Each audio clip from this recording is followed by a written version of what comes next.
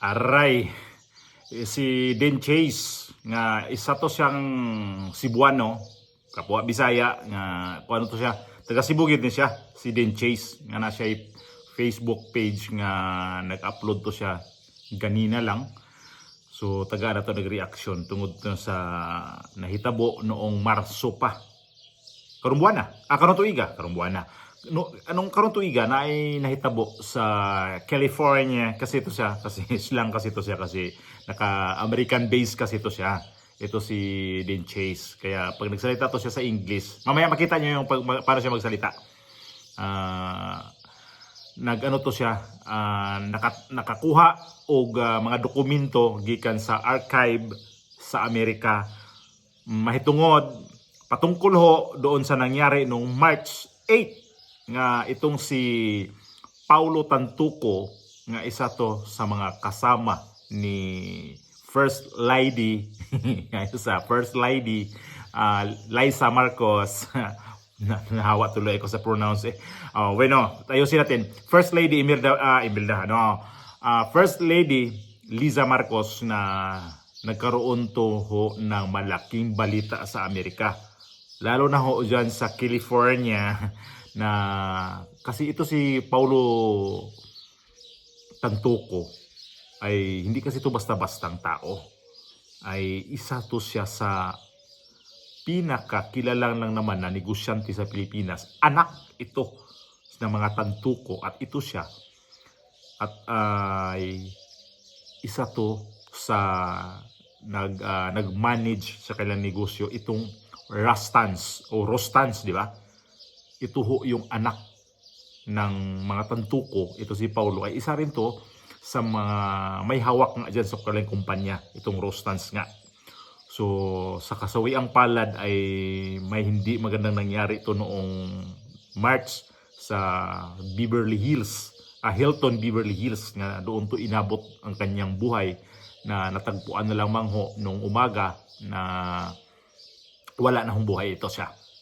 So ayoko na lang din ayoko na lang din talaga yung brutal talaga na pagkasabi ng mga ganyan-ganyan, kasi alam niyo naman si YouTube kasi sobra talagang magbantay sa mga sinasabi natin dito.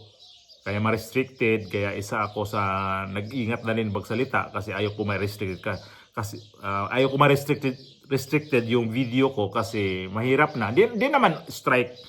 Kaya lang mahirap naman kasi hindi kasi minsan piniplay o kaya hindi yung mga sinasabi ko ay kusa ilang kinakat. Ito si Den Chase, yung may mga video nito na may mga sinasabi na kinakat niya, minumute niya yung mga sinasabi niya kasi kahit sa Facebook siya nagpo-post ay kailangan pa rin niyang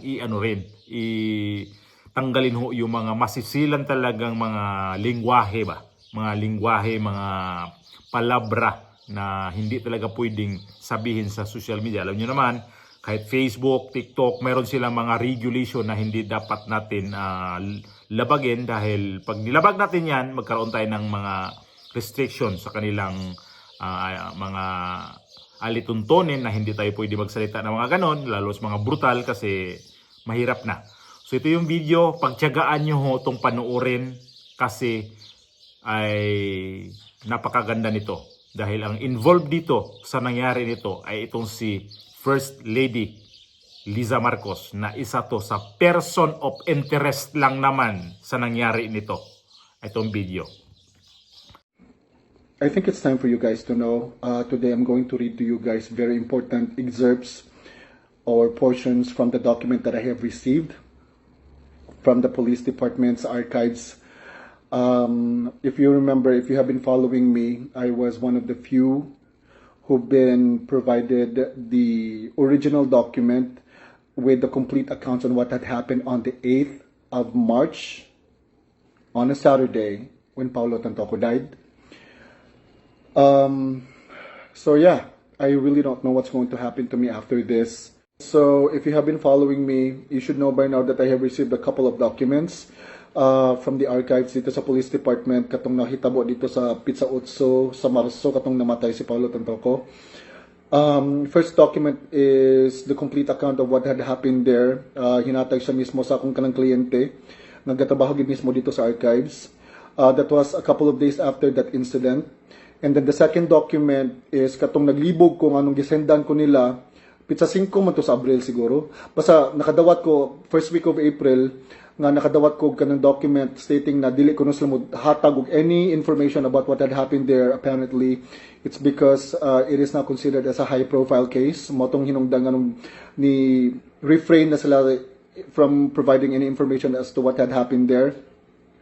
Because if you can remember atong pag pizza 2 sa Abril, first week of April basically, na ini-visit nila dito sa police department, and then the case had been superseded on the first week of April, and moto nakadawat ko document sa pizza 5 via email, nga ako silang gitawagan confirming what is happening, ang anong gisendan mo ko ninyo, na katong na makistorya na gid unta ko sa akong contact. Pero luckily I was able to talk to my contact person, and then the person basically just explained to me what had happened on that day, on the first week of April. And the second or the third document kanong ako nadawat is the only allowed information that they can provide, because after all, this is America. There is the Freedom of Information Act. Basically, if there's any information that concerns public safety, it will be provided. Kay freedom of information, there is really big man in America. You can actually have that information by request as long as you are able to pay a hefty amount of money. And oh, by the way, you guys, before I go through the important information in the documents that I have here in my possession, let me just remind you guys that the information that I will be divulging in this video is very explicit, and I will only be reading information that is only allowed of me to divulge, because after all, this is still an ongoing case. It's still under investigation, and whatever information that I will be putting out in public may make or break the case. And I really don't want to ruin the ongoing investigation, because this is now considered as a high profile case, and I really don't know what will happen to me after I go through these documents. But it is what it is. I have already made up my mind, and I will be reading it to you guys. So let me go through the first document that I have here. This is actually the last document that I have received from the archives from that police department, and I believe this is the same document that Maharlika has in her possession. And this document has some accounts of what had happened over there, but it is not complete, because after all, as what I've said earlier, the case is still under investigation. So this is what I have here. I have redacted some important information on there that includes my complete name, my legal name here in the United States, and my address. So I think this is what Maharlika has in her possession. So let me read that to you real quick.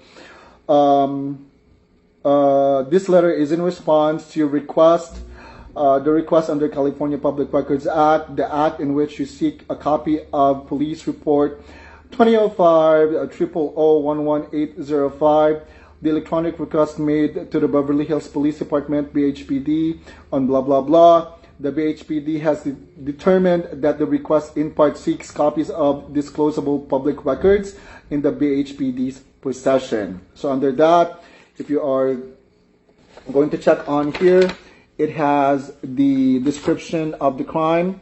It is actually considered as a death investigation and a crime. So it says here also reported date March 8, 2025 at around 11:32 a.m. Time of the incident March 8, 2025, 11:32 a.m.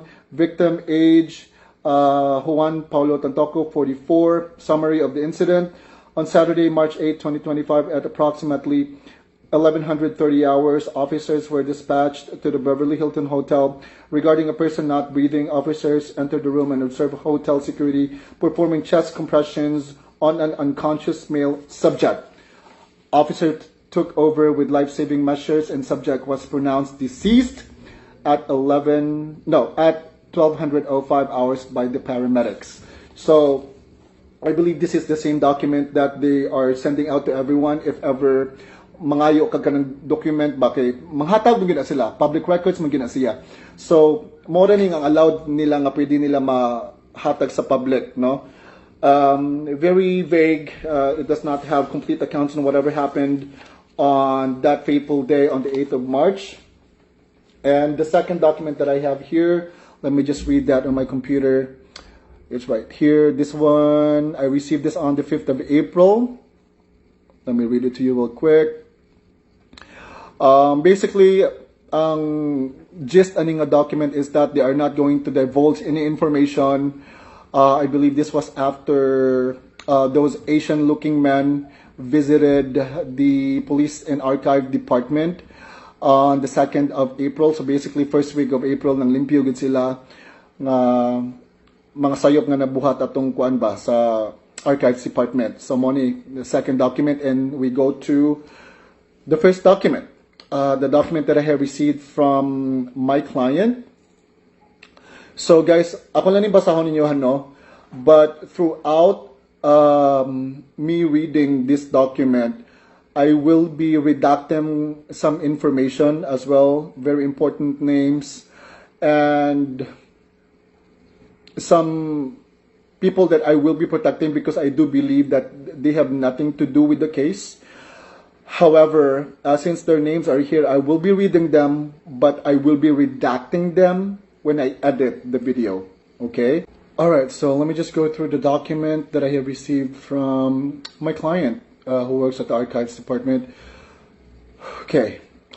Beverly Hills Police Department, Crime and Incident Report, report number BHPD 2025-0308-0911. Type of report, death investigation. Date and time reported March 8, 2025, 1130 hours. Date, time of incident, March 8, 2025, approximately 0430 hours to 1130 hours. Location of incident, Beverly Hilton Hotel. It has a complete address as to which, where it happened. The name of the victim, which is Juan Paolo Tantoco, male, age 44, date of birth is redacted. Reporting officer,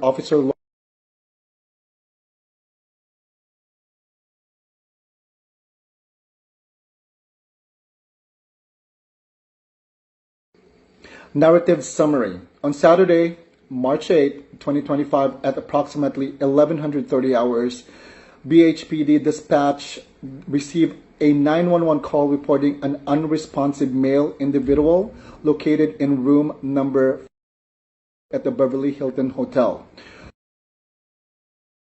Were dispatched to the location and arrived on the scene at 1138 hours.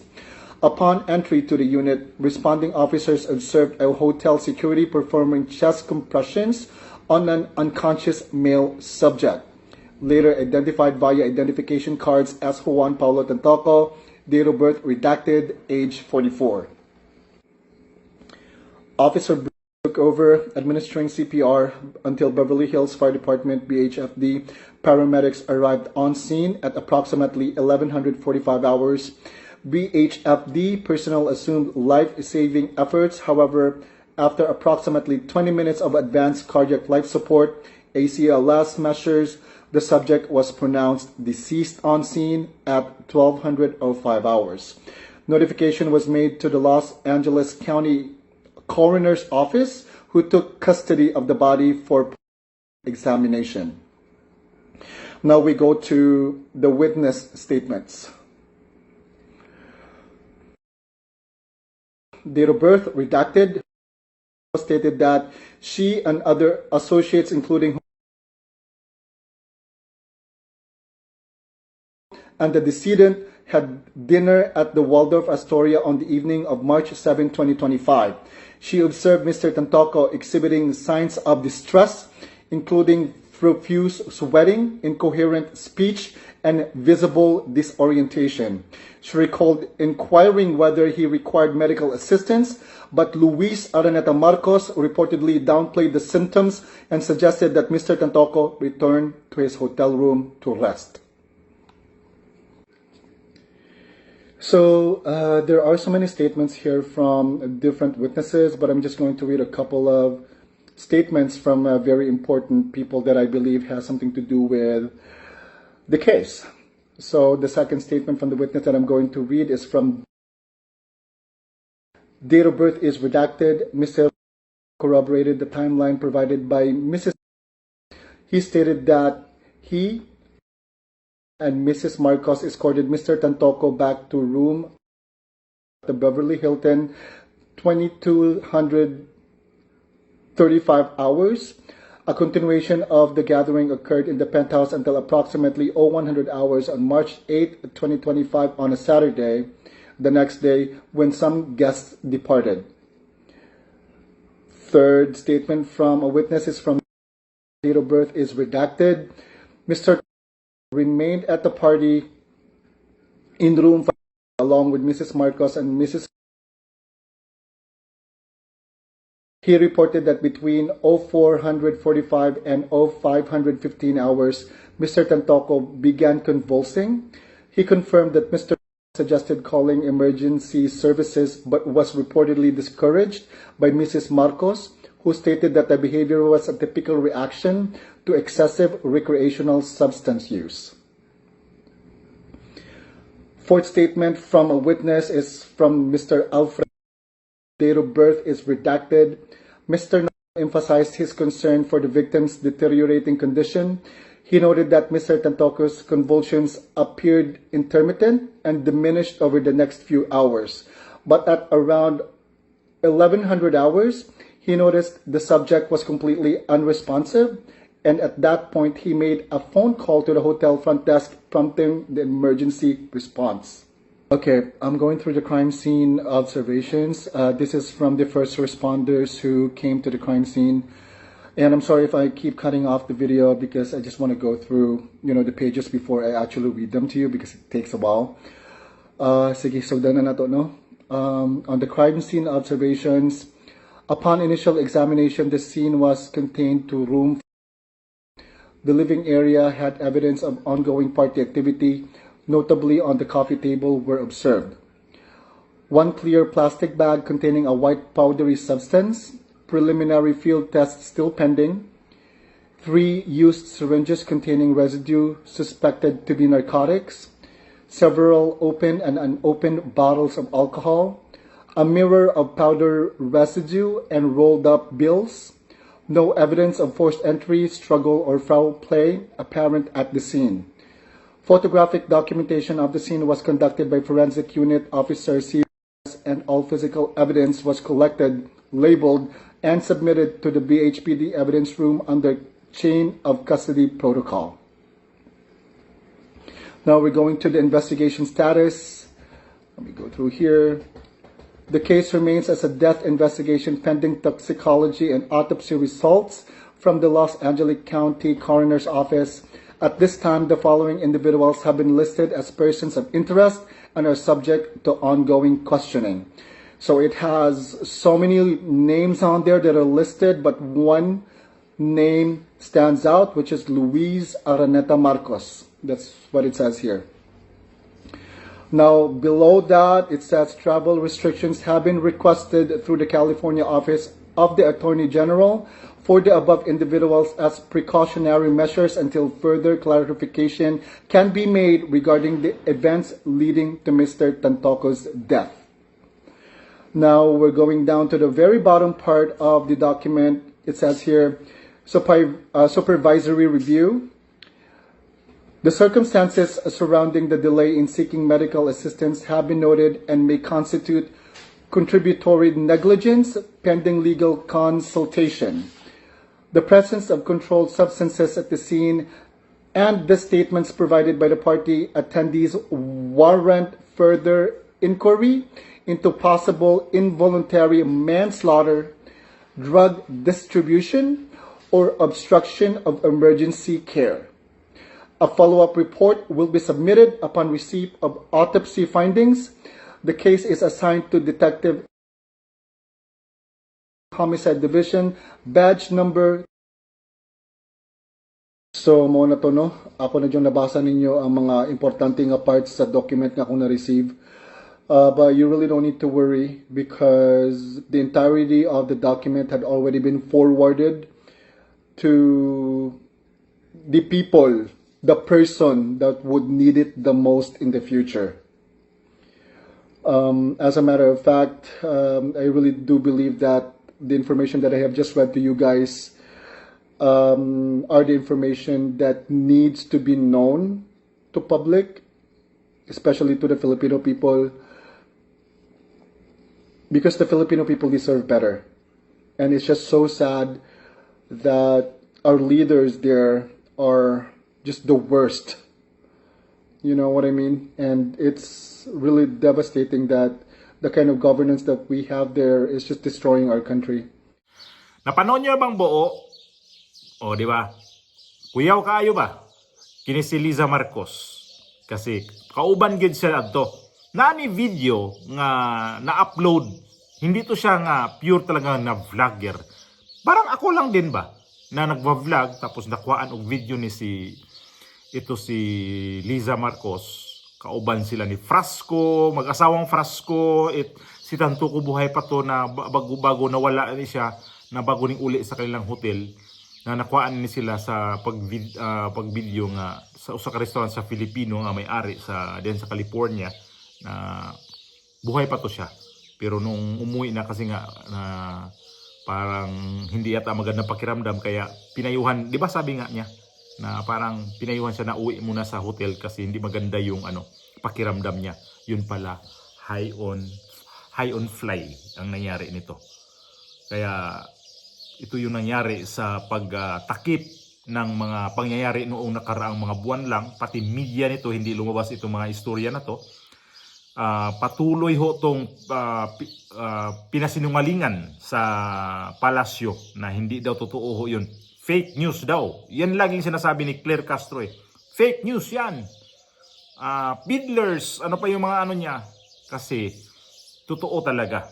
Ito ngayon, confirm na itong mga dokumento na nakuha ni Dean Chase na nanggaling pa to sa archive kung ano ang nangyari doon sa investigasyon at konfirmado na itong si Liza Marcos ay kasama doon sa inimbestigahan ang pangalan sa investigahan kasi kasama siya sa person of interest sa nangyari noon. Sino yung mga kasama? Ganun naman talaga eh. Kung sino yung mga kasamahan, kasama ka talaga sa investigahan. Kaya yung nangyari noon, kung natandaan nyo yun, pumutok to sa balita sa mga media pero hindi pumutok na kasama siya doon sa nangyari na mayroong mga sasay. Di ba sinabi ni Dean Chase na sa investigation nakita doon sa room, doon sa kwarto na pinangyarihan na mayroong mga mga gamot na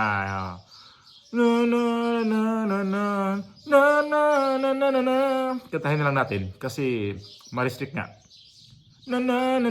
Kaya yun, nakikita doon sa investigador, doon sa kwarto ni Paolo Tantoco. At ito si Liza Marcos, kauban na sila sa ihang biyahe dito. Kasi ngadto man gani si Liza Marcos kay naatoy kuan daw sa Metro Manila Film Festival ba, tama ba 'yon? O Manila Film Festival o Philippine Film Festival ba? Mo nang mga ang ilahang giadtuan. So ito pag napasok to sa mga media, sigurado hindi to ibabalita. At pasalamat na lang tayo ito si Dean Chase kasi walang tigil na nakakuha ng mga ebidensya na kasama talaga si Liza Marcos sa nangyari noon. Kaya mauni nga bisan pag-unsaon pagmamalinis ni Bongbong Marcos nga di daw siya magpa hair follicle pero confirm naman yung asawa kauban doon. Alangan naman ang ginawa ni Liza Marcos at nagnaay mga sachet. Di ba? Alangan naman ang himuon niya dito simut-simuton ra. Itong simut-simuton. Mao na ang mga presidente sa tuwa karon, first lady, first family, mga dik-a. Walay nahitabo sa Pilipinas karong panahon na tungod ang first family ay dik-a. First couple, tama ba? So, dito aminon. Dito aaminin ng mga na to, mga nasa paligid ng palasyo na naglabas ulit ito si Dean Chase ng katibayan o prueba o ebidensya na Liza Marcos is kasama sa person of interest dito sa nangyari sa Beverly Hills, Hilton, USA. At itong nangyari kay Paolo Tantoco is confirmed. Liza Marcos is Dik-a.